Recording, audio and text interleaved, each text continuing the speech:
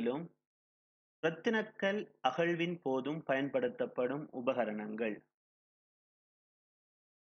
கொல்லன் பட்டறையில் பயன்படுத்தப்படும் உபகரணங்கள்: ஊதுதுருத்தி,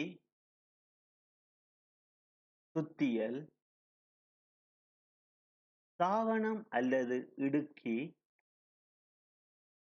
வெட்டுக்குறடு, பட்டறைக்கல்,